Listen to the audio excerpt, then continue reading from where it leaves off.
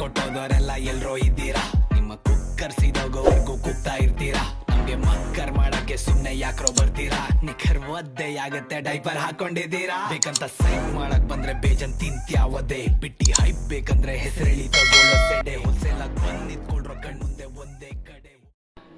ನಮಸ್ಕಾರ ಎಲ್ಲ ಬೆಂಕಿ ಮಂದಿಗೆ, ನಾವು ನಿಮ್ಮ ಕ್ರ್ಯಾಕ್ ಕ್ರೇಜಿ ಯೂಟ್ಯೂಬರ್. ಇವತ್ತು ನಾವು ಉತ್ತರ ಕನ್ನಡ ಜಿಲ್ಲೆಯ ಶಿರ್ಸಿ ತಾಲೂಕಿನಲ್ಲಿದ್ದೀವಿ. ಇಲ್ಲಿ ಮೂಕಾಂಬಿಕಾ ದೇವಿಯ ತಂದು ಗುಡಿ ಅದ, ಅದರದ್ದು ದರ್ಶನ ಕಾಲಾಗಿ ಬಂದಿದ್ದೇವೆ. ಇನ್ನೇಗೆ ಜಸ್ಟ್ ಇಳಿದು ನಿಂತಿದ್ದೀವಿ. ನೋಡ್ತಿರ್ಬೋದು ನೀವು, ಇಲ್ಲೆಲ್ಲ ಸಿಕ್ಕಾಪಟ್ಟಿ ಮಳೆ ಆಗತ್ತೈತಿ. ದಿನಕ್ಕೊಂದು 3-4 ಗಂಟೆ ಕಂಟಿನ್ಯೂಸ್ ಮಳೆ ಆಗ್ತದೆ ಹೇಳ್ತಾರೆ.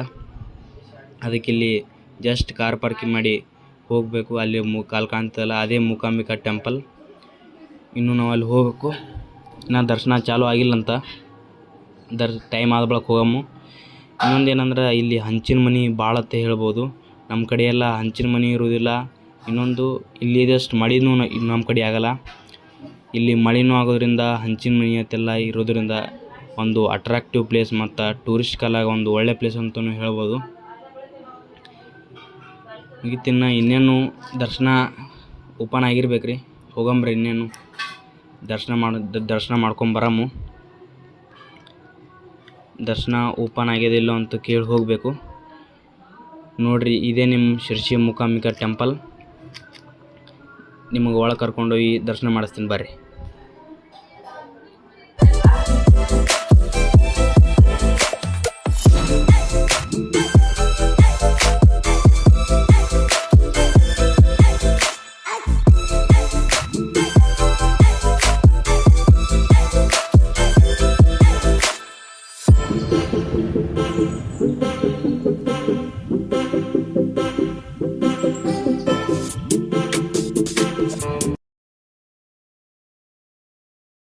ಈಗ ನೋಡ್ತಿರ್ಬೋದು, ನಾವು ಜಸ್ಟ್ ಈಗ ಒಳಗೆ ಬಂದಿದ್ದೆವು. ನಿಮಗೆ ಇಲ್ಲಿ ಬಂದು ನಾವೊಂದು ಸಭಾ ಮಂಟಪ ಕಾಣ್ತದ. ಇಲ್ಲಿ ಇವರೇ 6 ಕೈಗಳ ಮೂಕಾಂಬಿಕಾ ದೇವಿ. ಈ ಗುಡಿ ಉತ್ತರ ಕರ್ನಾಟಕದಲ್ಲಿದ್ದರೂ ಇದರ ಹೆಸರು ಭಾಳ ಅಂತಲೇ ಹೇಳ್ಬೋದು. ಇನ್ನೊಂದೇನಂದ್ರೆ 2 ವರ್ಷಕ್ಕೊಮ್ಮೆ ಇಲ್ಲಿ ಜಾತ್ರೆ ನಡಿತೈತಿ. ಅದು ತುಂಬ ಒಂದು ದೊಡ್ಡ ವಿಶೇಷ ಜಾತ್ರೆ ಅಂತಲೇ ಹೇಳ್ಬೋದು. ಈಗ ನೀವು ನೋಡಕತ್ತಿರಲ್ಲ, ಇದೇ ಕೋಣವನ್ನು ಮೂಕಾಂಬಿಕಾ ದೇವಿಗೆ ಬಲಿಯಾಗಿ ಕೊಡ್ತಾರೆ. ಉತ್ಸವದ ದಿನ ಇದ್ರದ್ದು ಒಂದು ಮುಖ್ಯ ಪಾತ್ರ ಅಂತಲೇ ಹೇಳ್ಬೋದು. ನಿಮ್ಮ ಒಂದು ಜಾತ್ರೆದು ಡ್ರೋನ್ ಶಾಟ್ ತೋರಿಸ್ತೀನಿ.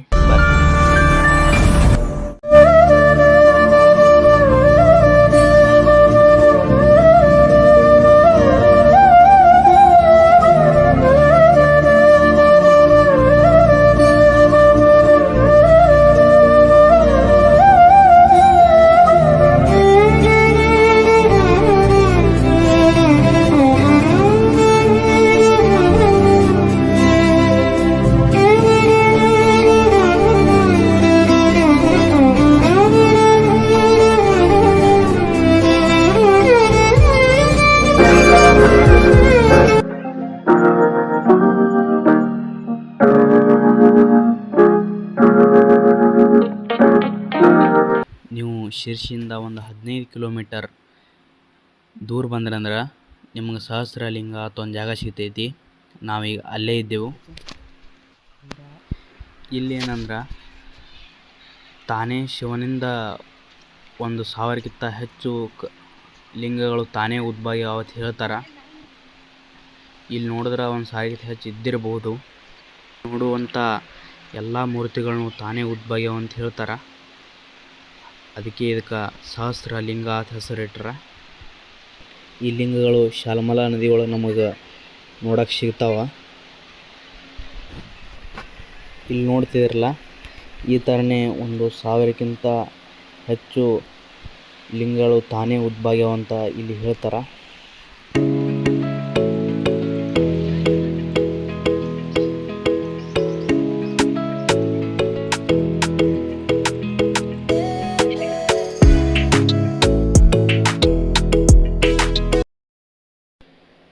ನೀವು ಅದು ಮುಗಿಸೋಮ ನಂತರ ಇಲ್ಲೇ ಹ್ಯಾಂಗಿಂಗ್ ಬ್ರಿಡ್ಜ್ ತೊಂದೈತಿ. ಅದಕ್ಕೆ ಅಳಗಾಡೋ ಸೇತುವೆ ಅಂತಲೂ ಕರೀತಾರೆ. ಅದನ್ನು ನೋಡ್ಕೊಂಬರಂಬರ್ರಿ.